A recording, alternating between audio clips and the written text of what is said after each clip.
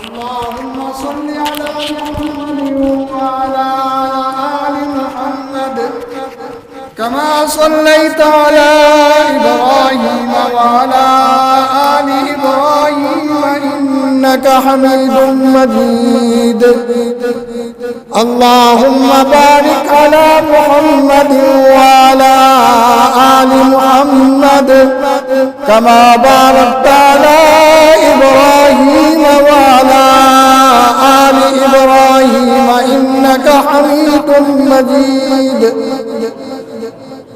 يا مولا صل وسلم دائما أبدا على حبيبك خير الخلق كلهم سبحان ربك رب العزة عما يصفون وسلام على المرسلين والحمد لله رب العالمين۔ میرے قابل صد احترام بزرگوں، دوستوں، عزیزوں اور مسجد کی انتظامیہ، میں آپ کو اپنے دل کی گہرائیوں سے مبارکباد پیش کرتا ہوں کہ آپ نے اللہ کا وہ عظیم کلام سنا ہے جس کو اللہ نے آپ نے آخری نبی خاتم النبیین صلی اللہ علیہ وسلم کے قلب اطہر پر نازل فرمایا۔ اور میں سنانے والے حافظ صاحب کو بھی خصوصاً مبارکباد پیش کرتا ہوں کہ انہوں نے الحمد کی الف سے والناس کی سین تک مکمل قرآن پاک آپ کی سلام کی نظر کیا تو یہ قرآن پاک ایسا عظیم کلام ہے کہ جس کو اللہ نے آپ نے نبی کے دل پر پہلے نازل کیا اور پھر آپ نے نبی کی زبان پر جاری فرمایا۔ حافظ صاحب نے حفظ کیا یا ہم نے حفظ کیا تو ہم نے اس کو پہلے زبان پہ جاری کیا پھر ہمارے دل میں آیا، لیکن اللہ کے نبی کی شان یہ ہے کہ اللہ کے نبی کو اللہ فرماتے ہیں لا تحرک بھی لسانک لتعجل به، آپ اپنی زبان کو جلدی کرتے تو حرکت ہی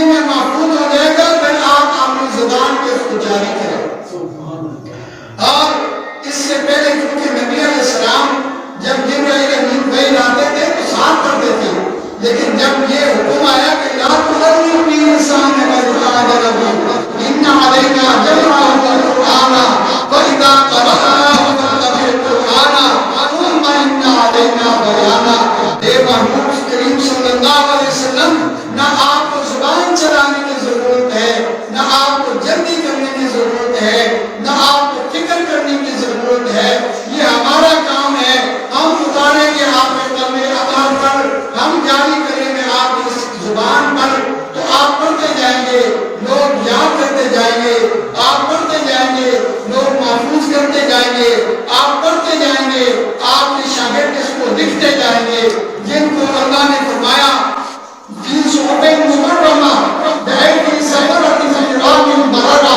قرآن لکھنے والوں کو اللہ نے نیک اور عزت والے فرمایا۔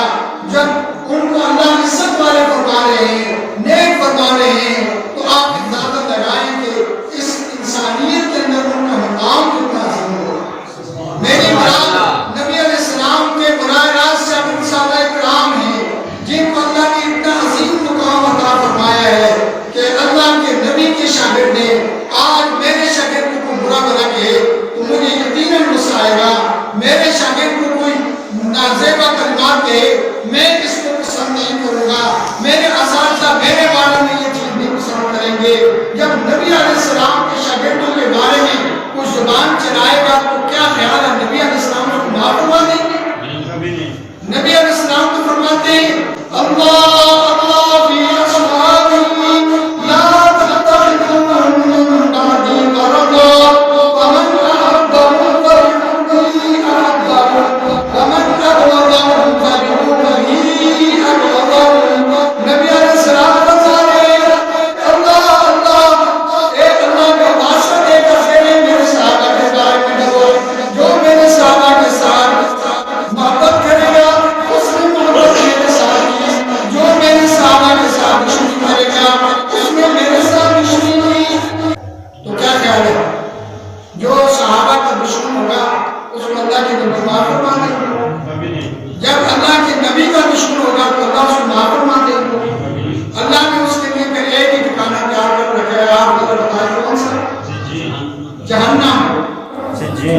جہنم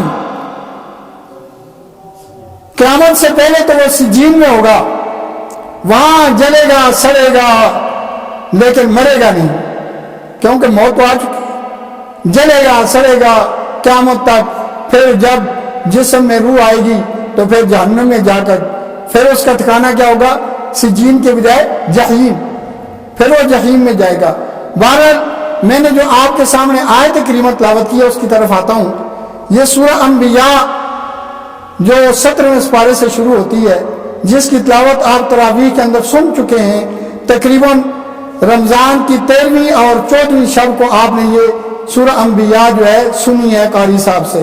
میرا خیال یہی بنتے ہیں 13ویں اور 14ویں شب یہ اس میں یہ تلاوت ہوئی ہے۔ بہرحال میرا اندازہ یہ ہے، یہ غلط بھی ہو سکتا ہے اور درست بھی ہو سکتا ہے، تو اس میں اللہ تعالیٰ سب انبیاء علیہ السلام کی دعوت نقل کر رہے ہیں۔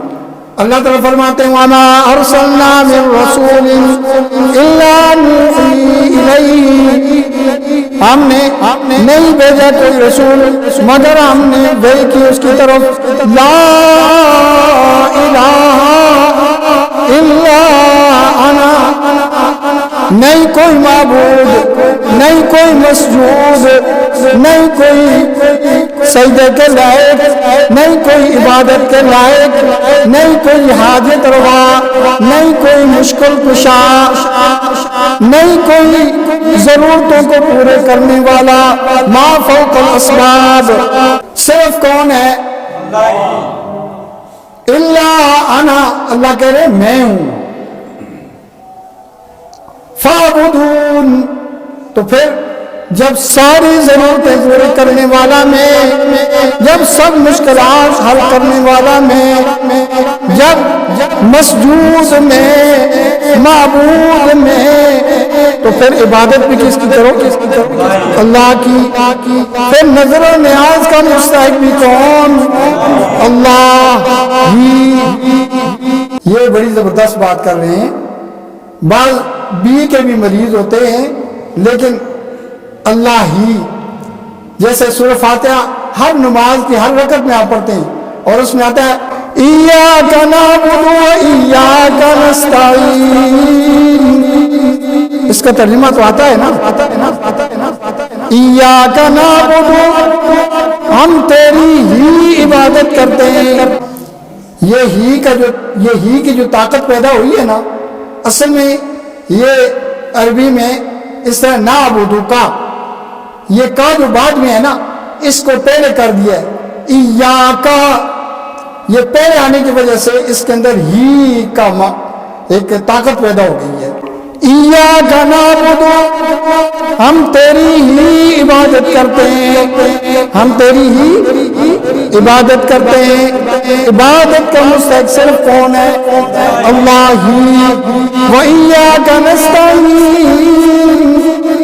اور ہم تجھ ہی سے مدد مانگتے ہیں. ما فوق الاسباب، ما تحت الاسباب تو ہم ایک دوسرے سے کرتے رہتے ہیں تعاون، لیکن ما فوق الاسباب مدد کرنے والا کون ہے؟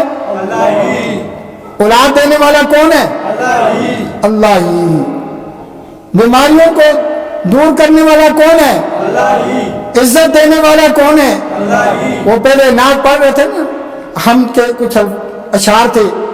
وَتُعِزُّ مَن تَشَاءُ وَتُذِلُّ مَن تَشَاءُ، یہ شروع سے آتا ہے. قُلِ اللَّهُمَّ مَالِكَ الْمُلْكِ تُؤْتِي الْمُلْكَ مَن تَشَاءُ وَتَنزِعُ الْمُلْكَ مِمَّن تَشَاءُ وَتُعِزُّ مَن تَشَاءُ وَتُذِلُّ مَن تَشَاءُ بِيَدِكَ الْخَيْرُ إِنَّكَ عَلَىٰ كُلِّ شَيْءٍ قَدِيرٌ. ہم نے اپنی زندگیوں میں دیکھا کسی کو اللہ نے فرش سے اٹھا کر عرش پہ اٹھا دیا، کسی کو کوئی جانتا نہیں تھا، اللہ نے اس کو بادشاہ بنا دیا، اور کسی کو بڑی طاقت ہونے کے باوجود کرسی سے اٹھا کر نیچے پھینک دیا. یہ اللہ کا کام ہے، اللہ کا کام ہے. یہ کبھی سوچ نہیں سکتا تھا 21 سال پہلے کہ میں وزیر اعظم بنوں گا، اب بن گئے. لیکن یہ جو کچھ کر رہا ہے اس کو یہ بھی پتا ہونا چاہیے کہ اٹھا کر بھی نیچے پھینکنے والا بھی ہے.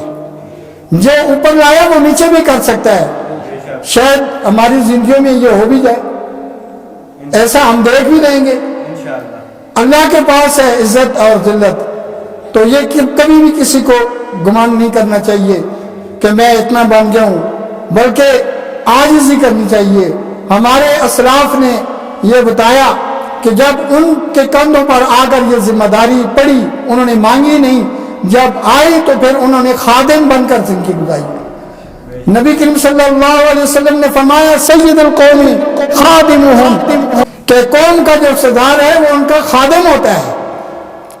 کاش کہ ہمارے حکمرانوں کو یہ بات سمجھ آ جائے تو اور ان کی عزت جو ہے وہ بڑھ جائے گی، ان کی حکومتوں میں امن آ جائے گا، ان کی حکومتوں میں فراوانی آ جائے گی.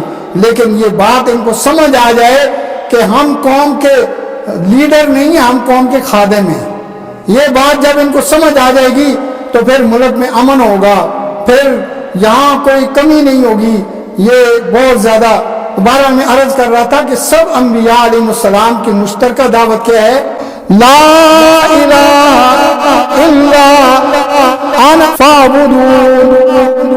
سب انبیاء علیہ السلام سب سے پہلے شرک کا جو مقابلہ کیا ہے وہ آپ کو پتہ کون سے اللہ کے نبی ہیں؟ حضرت نوح علیہ السلام. حضرت نوح علیہ السلام سے پہلے بڑا امن تھا. نوح علیہ السلام کی تشریف آوری سے پہلے امن تھا، اور شیطان نے جو ڈاکہ ڈالا تو ان کی قوم پر ڈاکہ ڈالا. اور ڈاکہ کیسے ڈالا؟ اس سے پہلے ایک نبی تھے، ان کے 5 بیٹے تھے، وہ بھی نبی کی اولاد اور نیک صالح تھے. ان کے ساتھ لوگوں کو بے حد محبت تھی. تو جب وہ دنیا سے چلے گئے تو اب شیطان نے کہا پنجتن پاک سے تم محروم ہو گئے ہو، تو اب جو ہے نا ان کی تصویریں بنا لو تاکہ ان کی یاد رہے. یہ بڑا فنکار اور بڑا مکار ہے، اس نے ان کو تصویر پہ لگایا. پھر تصویروں سے آگے بات بڑھی، مورتیاں بننے لگی، ان کے بت بنے، پھر ان کی عبادت شروع ہوئی. اب اللہ پاک نے نوح علیہ السلام کو بھیجا کہ اے نوح اب جاؤ اپنی قوم کو جو ہے میری توحید سناؤ اور ان کو سمجھاؤ. تو اللہ تعالیٰ فرماتے ہیں سورہ اعراف میں لقد ارسلنا نوحا الى قومه فقال يا قوم اعبدوا الله ما لكم من اله غيره انی اخاف علیکم عذاب یوم عظیم۔ اللہ تعالیٰ فرماتے ہیں ہم نے نوح علیہ السلام کو ان کی قوم کی طرف بھیجا اور انہوں نے آ کر اپنی قوم کو کہا یا قومی اعبدوا اللہ ما لکم من الہ غیرہ، اے میری قوم اللہ کی عبادت کرو، اللہ کے ماں سوا کوئی تمہارا معبود نہیں ہے۔ انی اخاف علیکم عذاب یوم عظیم، اگر تم توحید پر نہیں آؤ گے، غیر اللہ کی عبادت نہیں چھوڑو گے، غیر اللہ کو معبود بنانا نہیں چھوڑو گے، تو پھر مجھے بڑے دن کے عذاب کا تم پر ڈر ہے، مجھے ڈر ہے کہ کہیں تم پکڑے نہ جاؤ۔ تو آپ کو پتہ ہے سب سے پہلے جو انبیاء کی مخالفت کرنے والے ہیں اس قوم کا کوئی غریب طبقہ نہیں ہوتا، بلکہ مالدار لوگ جو ہے نا وہ میدان میں آتے ہیں۔ تو میدان میں مالدار ہی آ گئے، کہنے لگے اے نوح ہم تو آپ کو سراسر گمراہی میں سمجھتے ہیں، آپ یہ کیا کر رہے ہیں؟ ہمیں اپنے معبودوں سے ہٹا کر اللہ کی عبادت میں لانا چاہتے ہو، یہ غلط کام ہے۔ بہرحال نوح علیہ السلام نے بھی کوئی کسر نہیں چھوڑی، سمجھانے میں کوئی کسر نہیں چھوڑی، نہ رات دیکھ نہ دن دیکھا، ہر وقت اللہ کے نبی ان کو سمجھا رہے ہیں، بجھا رہے ہیں، کہیں رائے راست پر آ جائیں۔ اللہ تعالیٰ خود گواہی دیتے ہیں قال رب انی دعوت قومی لیلا ونہارا فلم یزدہم دعائی الا فرارا۔ عرض کرتے ہیں یا اللہ اے میرے رب، میں نے ان کو رات کو بھی پکارا دن کو بھی پکارا، میں نے کوئی وقت آپ نے ہاتھ سے جانے نہیں دیا، نشیب میں، فراز میں، اجتماع میں، انفراد میں ان کو میں نے سمجھایا، لیکن ہوا کیا، میری مخالفت میں یہ بڑھتے چلے گئے، انہوں نے میری ایک نہیں سنی، میں نے ان کو ترغیب بھی دی، ترہیب بھی دی، ڈرایا بھی، لالچ بھی دی کہ تم توحید پر آ جاؤ گے، تمہاری دنیا بھی بن جائے گی، تمہاری آخرت بھی سنور جائے گی، تمہیں دنیا کا مال بھی ملے گا، تم سے اللہ بھی راضی ہو جائیں گے۔ لیکن یہ نفرت میں بڑھتے گئے، انہوں نے اپنے کانوں کے اندر انگلیاں ٹھونس لی، انہوں نے مجھے دیکھنا پسند نہیں کیا، میرے ساتھ اتنی نفرت کی تو پھر اللہ نے فرمایا نوح اب تیری تبلیغ کی انتہا ہو گئی، تو نے کوئی کمی نہیں چھوڑی۔ وَأُوحِيَ إِلَىٰ نُوحٍ أَنَّهُ لَن يُؤْمِنَ مِن قَوْمِكَ إِلَّا مَن قَدْ آمَنَ۔ اللہ فرماتے ہیں کہ نوح علیہ السلام کی طرف وحی کہہ دی گئی کہ آپ کی قوم میں جو ایمان لا چکے اب ایمان لانے والا کوئی نہیں۔ تو پھر نوح علیہ السلام نے عرض کی وَقَالَ نُوحٌ رَبِّ لَا تَذَرْ عَلَى الْأَرْضِ مِنَ الْكَافِرِينَ دَيَّارًا، کہ یا اللہ جب یہ ایمان لانے والے نہیں ہیں تو پھر اس زمین کو ان سے پاک کر دے، کافروں کا ایک گھر بھی اس زمین پر نہ چھوڑ، کیونکہ اگر یہ زمین پر رہیں گے تو اور انسانوں کی بربادی کا سبب بنیں گے، کیونکہ جو بچے جنیں گے وہ بھی جہنمی ہوں گے، تو کم از کم یہ نقصان ان تک ہی محدود رہے، مزید لوگوں کو تک نہ پہنچ جائے۔ تو اللہ تعالیٰ نے نوح علیہ السلام کی دعا قبول کی اور ان کو زمین کو ان سے پاک فرما دیا، ان کو غرق آب کر دیا۔ اسی طرح جو ہے ہر نبی آتا گیا اور اپنی قوم کو سمجھاتا گیا۔ صرف نیک بخت قوم حضرت یونس علیہ السلام کی تھی جن سے یونس علیہ السلام ناراض ہو کر گئے، لیکن انہوں نے اللہ کے ہاں ایسی التجا کی، ایسی توبہ کی کہ اللہ تعالیٰ فرماتے ہیں کہ جب عذاب آیا تو کوئی قوم بچ نہ سکی الا قوم یونس، لیکن ایک یونس علیہ السلام کی قوم تھی جو تباہ و برباد ہونے سے بچ گئی. انہوں نے اللہ کے سامنے ایسی عاجزی کی, ایسی انکساری کی, ایسے گڑ گڑائے کہ اللہ نے ان کو بچا لیا. اور پھر انہوں نے یونس علیہ السلام کو خوش کیا. یونس علیہ السلام جس طرح ناراض ہو کر گئے تھے, جب وہ واپسی ہوئی تو بڑی خوشی ہوئی. تو اس لیے ہمیں چاہیے کہ ہم بھی اپنے نبی علیہ السلام کو محشر میں ایسا خوش کریں کہ وہ ہم سے راضی ہو جائیں اور ہمارے لیے جو ہے وہ شفاعت کر دیں, ہماری بخشش ہو جائے گی, ہم جو ہے نا خوش قسمت ہو جائیں گے.